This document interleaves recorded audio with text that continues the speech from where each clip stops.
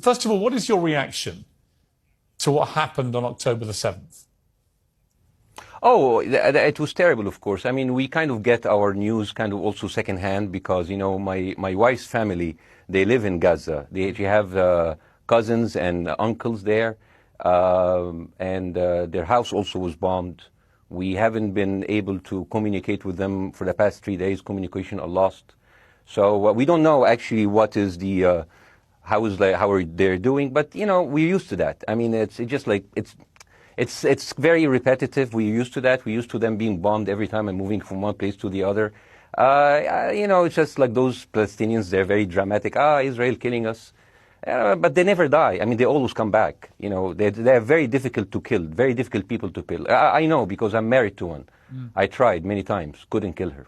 So if you look to this graph, for example, this is the death of Israeli and Palestinians, and it's changing from 1 year to year. It's like fluctuating like crypto. So my question is today, what is the going rate today for human lives? I mean, 2014 was a great year for Ben Shapiro. 88 Israelis were died, and there was 2,329 Palestinians killed on the other side. That is one Israeli for 27 Palestinians. That is a very good exchange rate. What I'm saying is, what is the exchange rate for today?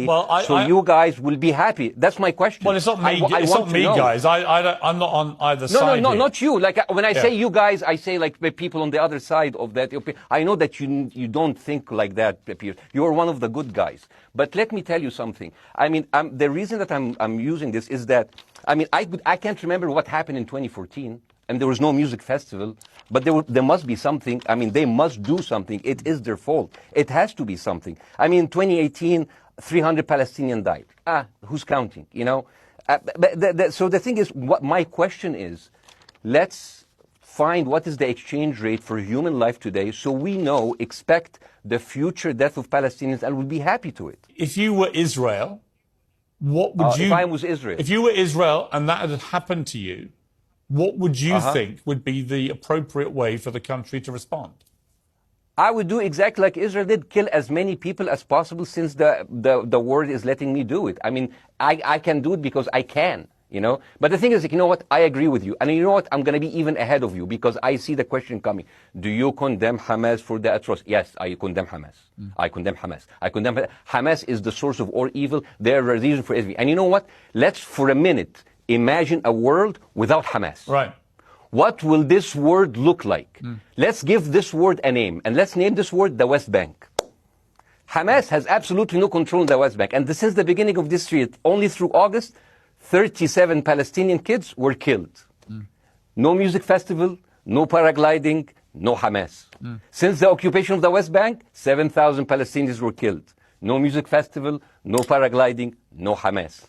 I can go on and on and on and on. No, but you don't need to. And the thing is, it is not like something new. I mean, I look at history and I see, I'm sorry to say, and I'm sorry to say this, but Westerners has always dealt like this with indigenous people. You first treated them like savages, you know, Native American, First Nation, Aboriginal. They're savages. Kill all the savages. And then when they're almost extinct, you start feeling sorry for them, you know, like animals. So maybe the solution is that we kill as many Palestinians as possible so the few of them that remains do not bother you. And maybe Netanyahu, when he lives for another 100 years, he'll become a tree hugger. Let me just challenge you on this. And he will campaign for preserving the three Palestinians. You keep talking about... I want to understand, what is the logic of Israel carpet bombing Gaza? I mean, if there's a logic, if this will make Israel safe, I want to hear the logic. So if they continue bombing, what are they hoping to achieve? Well, I think we know what their stated aim is. Their stated aim is to eradicate and wipe out Hamas. They believe Hamas are living predominantly in northern Gaza. They also are aware they're living amongst civilians. So it's an incredibly difficult thing. As I said in my monologue, you know, it is very, very difficult to see how they do this without massive collateral damage. So if I can understand this correctly, basically Israel is doing this to pressure the Palestinian community in Gaza to turn against Hamas. Is that right? I'm sure that's part of it, yes. That's part of it. So this is exactly what terrorist organizations do, because terrorist organizations will have no chance beating a whole nation in battle. So they terrorize and they kill the civilians in order to spread fear and terror so they can turn against their government to change their policy or to resign. You have just compared Israel with ISIS. No, I haven't. I don't see any comparison between It's going to be the headlines tomorrow. Piers Morgan, Israel is ISIS. Only amongst people. You know what? I'm going to do something that nobody done on your television. You know what I'm going to do on your episode? I'm going to pretend that I'm an Israeli citizen. I'm going to put myself in the place of an Israeli settler in the kibbutz.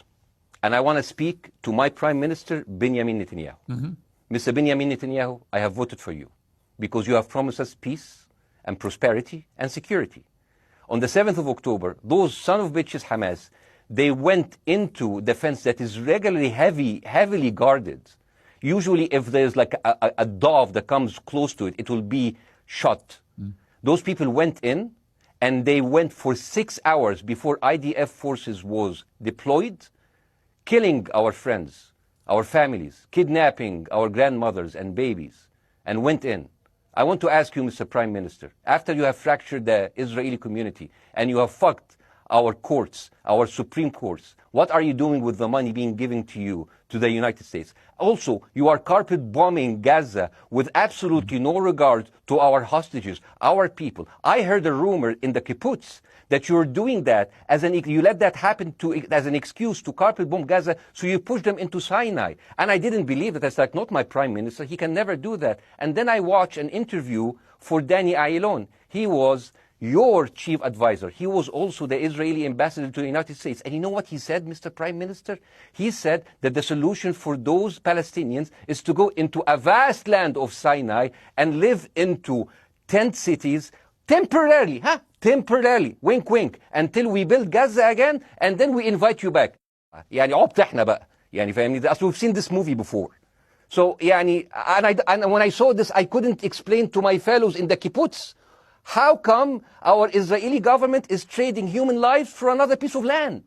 So as an Israeli citizen, I need to hold my Israeli government accountable. The thing is, this is the problem. Israel always victimizes itself, and I have never seen a victim putting their oppressor under siege and bombing them 24/7. Israel wants you to believe that they are the victim. Dealing with Israel is so difficult. It's like being in a relationship with a narcissistic psychopath. He fucks you up, and then he makes you think it's your fault. All right, you Basim. Look at Israel as Superman, but they're really Homelander. Basim. Wallahi, they are shooting Basim, fish in a barrel, and they are annoyed with the splashes. The question is, how can you justify the killing in the West Bank where Hamas does not exist? And if the disproportionate response during over all of these years have actually worked, what will be new this time that did not happen before? I just want to. That was my question. Okay, that Basim, was my question. I'm going to. Okay. So now, if I ask the question, can I say something on my side? Well, a little bit personal. Basim, with respect, a little bit personal. Basim, with respect, I gave you half the show to have your side. Jeremy's had a lot less time. I'm going to have to. You move want me on. to leave? Basim, I'm going to have to let you go because we've been on air with you for 40 minutes. Okay. Now, Bye bye. Right? But listen, bye. I would like to talk to you again, and thank you for joining the program. I appreciate it. Oh, by the way, my wife's family is all right, and they sent us a house. It's bombed. It's beautiful. It's going to be a good like Halloween theme. So well, I'm very sorry for what your family are going through in Gaza, and I mean that very sincerely. By the way, I don't know. I don't know I don't know him. By the way, I haven't actually met them. They didn't even come to my wedding. They couldn't because they are stuck in Gaza. Okay. And she never saw them because Gaza is not a destination. Basim, as I say, we hear their voices. And it's they die. It's fine. It's fine. Basim, I wish your family all the very best. Thank you for joining me. I appreciate it. I don't. Thank